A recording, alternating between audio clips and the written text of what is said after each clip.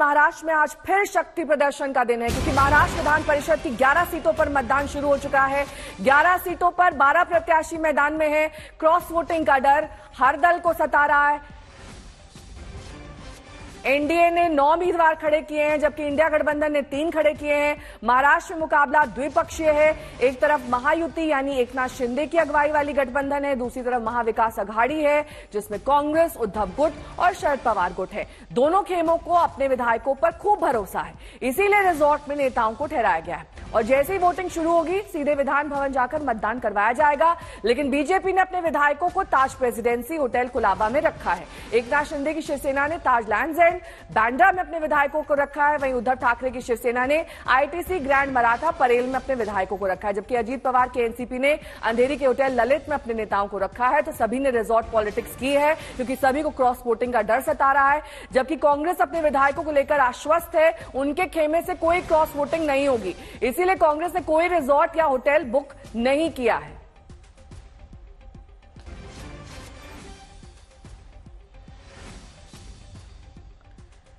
चलिए अब आपको दिखा देते हैं कि एनडीए वर्सेस इंडिया 2.0 किस तरीके का वहां पर समीकरण है, किसने कितने उम्मीदवार उतारे हैं। कुल उम्मीदवार 9 है महायुति की ओर से, जिसमें बीजेपी के 5, शिवसेना के 2, एनसीपी के 2 हैं। वहीं एमवीए में कांग्रेस का 1, शिवसेना यूबीटी का 1 और बीएसकेपी का 1 उम्मीदवार है, यानी कि कुल 3 उम्मीदवार इन्होंने मैदान में उतारे हैं। लेकिन सभी को इस वक्त कांग्रेस के अलावा क्रॉस वोटिंग का डर सता रहा है। एनडीए के कुल उम्मीदवार 9 हैं, एक सीट के लिए 23 वोट जरूरी होते हैं, तो यानी कि 9 को अगर 23 से गुणा करें तो 207 वोट चाहिए। पक्ष में विधायक जो हैं वो 203 है, यानी कुल मिलाकर स्थिति अभी असमंजस की बनी हुई है। 4 वोट क्योंकि कम यहां पर दिखाई दे रहे हैं उनके लिए। अब इंडिया गठबंधन के उम्मीदवार 3 हैं, एक सीट के लिए 23 वोट की जरूरत है।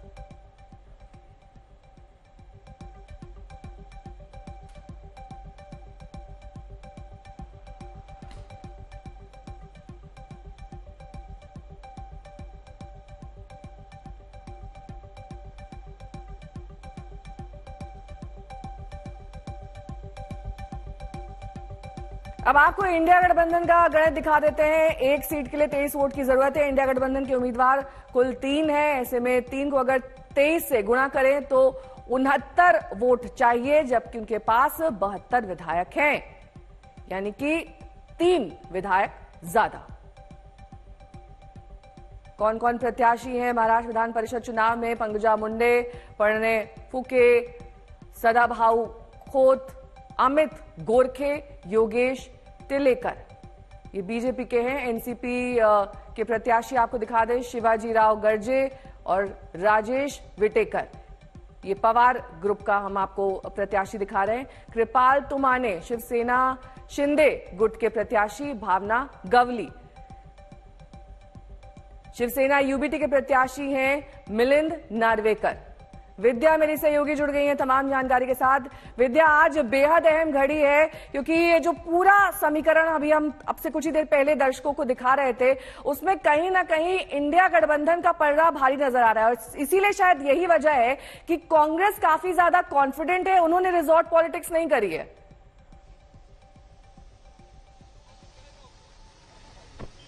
जी देखिए, इस वक्त मैं हूँ ताज प्रेसिडेंट होटल के बाहर, जहाँ पे बीजेपी एमएलए ठहरे हैं। पहले बताया जा रहा था कि सब एकजुट एक साथ जाएंगे बस में, लेकिन बस तो आई नहीं, सब लोग अपनी अपनी गाड़ियों में इंडिविजुअली निकल गए और अभी थोड़ी ही देर में वो विधान भवन पहुंच के वोटिंग वहां करेंगे। लेकिन सबसे बड़ी बात तो यही है कि आश्वस्त तो महायुति भी दिख रही है। अगर आप देखें, यहाँ पे अभी हमने कुछ एमएलए से बात किया था और उनका यही कहना है कि इस वक्त जो उनके 9 एमएलएज हैं वो सब के सब जीतेंगे। महाविकास अघाड़ी के जो 3 खड़े हैं उनमें से कोई जरूर हारेगा, इतना आश्वस्त इनका यहाँ कहना था कि देवेंद्र फडणवीस ने एक ट्रेनिंग ली थी। इसके साथ ही उन सबको प्रोत्साहित करते हुए ये किस तरह से बताया कि किस तरह से गलती नहीं होनी चाहिए, एक गलती किस तरह से इन लोग को भारी पड़ सकती है, इसका आभास कराया है फडणवीस ने। और साथ ही उनको इस बात का आश्वासन दिया है कि सब के सब एकजुट हैं और अपने कैंडिडेट्स को वोट करना है। तो इस तरह से महायुति भी देख लीजिए, एक तरह से कह लीजिए आश्वस्त है। बस क्रॉस वोटिंग की जो कह लीजिए कि सबसे ज्यादा चिंता लोगों को सता रही है, वो महायुति के लोग कह रहे हैं कि महाविकास आघाड़ी के ही लोगों को चाहिए, क्योंकि उनके पास नंबर्स नहीं है। जो नंबर्स है वो बहुत कम है और इसी वजह से उनको ये समस्या जरूर सता रही होगी। मुस्तफा शेख मेरे सहयोगी भी जुड़ गए हैं तमाम जानकारी के साथ। शिवसेना के एमएलए जहां पर रुके हुए हैं वहां से हमारे साथ जुड़ रहे हैं। किस तरीके की हलचल वहां पर मुस्तफा दिखाई दे रही है, क्योंकि कहीं ना कहीं सभी दलों में आज की वोटिंग को लेकर खलबली है और ये काफी दिन से जग जाहिर है कि रिजॉर्ट पॉलिटिक्स का सहारा इसी वजह से लिया गया है, क्योंकि कहीं ना कहीं क्रॉस वोटिंग ना हो जाए, जैसा कि विद्या जानकारी दे रही थी, उसकी आशंका के मद्देनजर इस तरह के तमाम वहां पर दांव पेच आजमाए जा रहे हैं। जी बिल्कुल, आपको दृश्य दिखाते हुए हम बताएंगे। इस वक्त ताज होटल में है, ताज लंच एंड होटल बांद्रा में। यहाँ पर देखिएगा आपके लोग खड़े हुए हैं, एक एक कर जो शिवसेना शिंदे एमएलएज हैं वो इन बसों में जाकर बैठ रहे हैं। यहाँ से विधान भवन वोट करने जाने वाले हैं। सिर्फ एक एमएलसी सीट का सवाल है जिसके लिए ये इतने लाखों रुपए जो है और इतनी आप कह सकते हैं मशक्कत जो है वो की जा रही है। 11 एमएलसी सीटें हैं, 12 कैंडिडेट्स दिए गए हैं। एक कैंडिडेट या तो महाविकास आघाड़ी का हारेगा या फिर महायुति का। शायद 2 महीनों में विधानसभा चुनाव है, इसीलिए कोई भी दल इस चीज को हल्के में नहीं ले रहा है। वो ये चाहते हैं, खासकर महायुति का ये कहना है कि हमारी क्योंकि मेजोरिटी है महाराष्ट्र में असेंबली में, इसलिए हमारे 9 के 9 कैंडिडेट जो है वो जीत कर आए और इसकी कोशिश आप कह सकते हैं यहाँ पर दिख रही है। बीजेपी ने अलग होटल में रखा हुआ है अपने एमएलएस को, अजीत पवार ने अलग होटल में रखा हुआ है। जिस होटल के बाहर हम हैं वहां पर एकनाथ शिंदे के एमएलए है। तो महायुति के सारे एमएलए, उनको सपोर्ट करने वाले इंडिपेंडेंट एमएलए इन होटलों में आ रहे हैं, इन बसों में भरकर विधान भवन जाएंगे। वहां पर बताया जाएगा कि फर्स्ट प्रेफरेंस की वोट किसको देनी है, सेकंड प्रेफरेंस की वोट किसको देनी है और ये किस तरह से मेक श्योर करना है कि 9 के 9 महायुति के कैंडिडेट्स जीत कर आए। वहीं पर महाविकास आघाड़ी के पास कॉन्फिडेंस है कि लोकसभा में उनकी जीत हुई है, कई एमएलए उनको सपोर्ट करेंगे अगर वो असेंबली से आने वाले चुनाव जीतना चाहते हैं और क्रॉस वोटिंग करेंगे और महायुति को धक्का लगेगा। ऐसा कॉन्फिडेंस इस वक्त महाविकास आघाड़ी दिखा रही है। आज रात को पता चलेगा उनका कॉन्फिडेंस सही है या फिर उनका जो एक एक्स्ट्रा कैंडिडेट है वो हारता है। ठीक है, मैं लौटूंगी आपके पास। इस बीच महाराष्ट्र में इसी साल विधानसभा का चुनाव होना है और विधानसभा चुनाव से ठीक पहले विधान परिषद के चुनाव को सेमीफाइनल के तौर पर देखा जा रहा है। वोटिंग शुरू होने से ठीक पहले शिंदे गुट के विधायक भरत गोगावले से हमने खास बातचीत की, सुनिए। कल का दिन बहुत ही महत्वपूर्ण होने वाला है। विधान परिषद का चुनाव फिर एक बार आ रहा है, क्या कुछ तैयारियां हो रही है यहाँ पर? तो आपको इधर देख रहे हैं, पूरी तैयारी की बात चालू है और आज और कल हम लोग ट्रायल बेसिस पे इधर वोटिंग करेंगे और कल हम लोग फाइनल वोटिंग करेंगे। तो इसलिए अभी मुख्यमंत्री साहब थोड़ी देर में इधर आने वाले हैं और हमारा प्रोग्राम चालू है। लेकिन आपके साथ तो 40 विधायक थे ही, अतिरिक्त वोट आपके पास है, लेकिन क्या कुछ अपक्ष यानी 47 है, 47 है, 40 क्या 47 है, तो 47 है। उसमें और भी 3-4 कल आप बढ़ाएंगे और छोटा फर्क। 2 उम्मीदवार हैं आपके मैदान में, दोनों चुनकर आएंगे, इतना पर्याप्त? 101%। तो क्या किसकी विकेट निकलेगी? क्योंकि कई सारी अटकलें लगाई जा रही है। अजीत पवार के 2 उम्मीदवार हैं, उनको धोखा बताया जा रहा है। यहाँ पर महायुति का जो उम्मीदवार है उसको धोखा नहीं, महाविकास आघाड़ी का धोखा हो सकता है और वो 101% उन लोगों का भी धोखा हो सकता है।